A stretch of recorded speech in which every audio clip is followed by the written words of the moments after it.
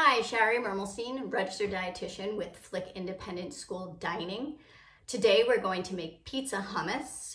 What kid or even adult doesn't like something with the name pizza in it? It's a great snack and can also be expanded into an easy and healthy lunch as well. I'm excited to share this favorite recipe of many of our students and adults in our school communities. It's a pretty simple recipe with mostly pantry ingredients that you might already have at home. And it also is void of the top 8 food allergens, so making this recipe pretty allergy friendly as well. Something else that's great about this recipe is that with your kids still at home and things slowly opening back up in the country during the pandemic, there are many steps in this recipe that kids can actually do and help with minimal supervision. So it can make it family time and fun as well. I know it's getting harder to come up with new ideas, and you may still be balancing working from home and your children remote learning.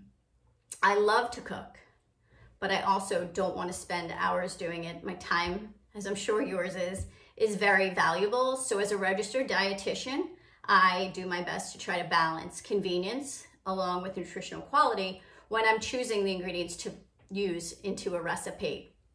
So the key to any successful recipe is to gather all of your ingredients and your kitchen tools ahead of time. It makes it much smoother and much more organized, and nobody wants to be in the kitchen running around like a chicken. So we're gonna get started, and I'm really excited again to share this recipe with you. So I've already washed my hands, so they're clean and we're ready to go. So our first ingredient is going to be garbanzo beans. Now, the recipe calls for canned beans. You are more than welcome to soak beans overnight or to boil them for an hour. I, however, want to go the convenient route, so I buy reduced sodium canned beans. And the reduced sodium garbanzo beans have 50% less sodium than the typical canned beans. So we're going to go ahead, and in addition to them being reduced sodium, we're also going to rinse so to get some additional sodium off of there. Now, garbanzo beans, also known as chickpeas, are full of fiber and a good source of plant-based protein. So as an alternative to many meat-based dishes, which would be higher in saturated fat, it's a great way to get started. So we've drained them, and we're just gonna toss them in our food processor.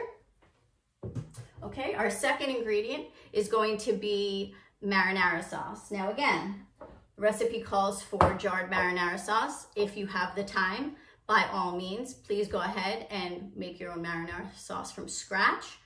We're gonna use the jarred again, and when you use jarred, just make sure you find those that don't have added sugar. Tomatoes are sweet enough on their own, so there's really no need. So the recipe calls for half a jar.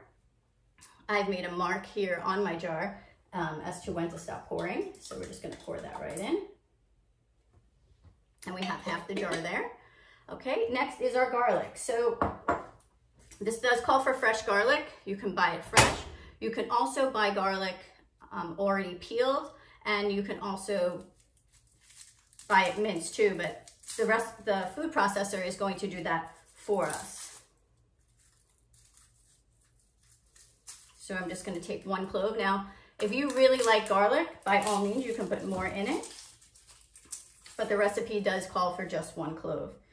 So I'm going to go ahead and just peel it a little bit, but then a little trick that I've learned from my chefs in the kitchen is to just, obviously you want to be careful with the edge of the knife, and then you can just simply peel it and drop it into the food processor as well. There we go. I have my little garbage bowl here. Okay, our next ingredient is dried basil. Now you can use dried basil in the jar in the spices section. I actually like to purchase lightly dried basil. It has more of an aroma and gives more flavor. And you can find this actually in your produce section. So it's going to call for 1 teaspoon dried basil. Okay, I'm going to put that in there as well. 1/4 teaspoon of salt. And again, you see how I have all of my ingredients all ready to go. 1 teaspoon of Italian seasoning, 1/4 teaspoon of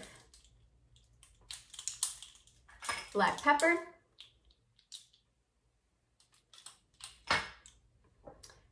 and 1/4 teaspoon of red pepper flakes. Again, depending on how hot you want it, you by all means can add more than 1/4 teaspoon.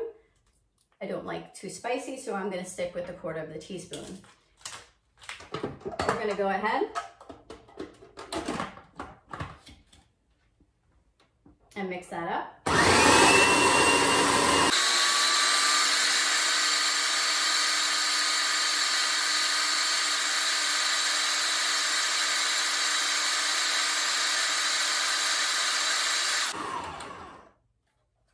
Okay, we want to make sure it's nice, smooth, and creamy, so it's going to need a little bit more time.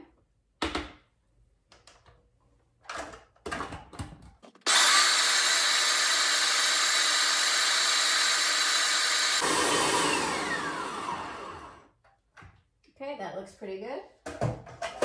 I'm going to take out my blade and use this as a bowl for convenience to add our final ingredient, which is canned diced tomatoes. So we're going to make sure that we drain, and the one that I've chosen has no added salt at all, so there's 0 sodium. Again, another way to match up convenience along with health. But you can also, by all means, you can use fresh tomatoes and dice those yourself. So drain this really good.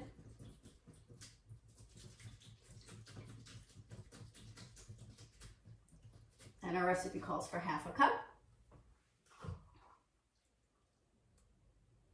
Okay.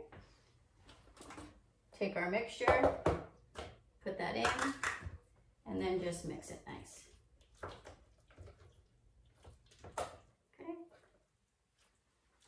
We now have our delicious pizza hummus. It's smelling so good with the garlic. Okay. You can see our finished product here. Now, for a snack, or you can just have it maybe with some crudité. You can use some whole wheat pita crisps, toast them in the oven real quick. You can put it inside a pita with lettuce, make it really tasty. And just as a reminder, we did not use tahini in this recipe, so that keeps it allergy friendly without adding the sesame. And the great thing, the word hummus is actually Arabic for chickpea. So even though we can use it interchangeably, and we do, it's traditionally hummus is the word chickpea in Arabic. But you can use dehydrated zucchini, you can use edamame beans, you can get really creative with making hummus in all different sorts of tasty ways. I hope you enjoy, I hope your children enjoy, and by all means, feel free to share and tag us at Flik IS Dining.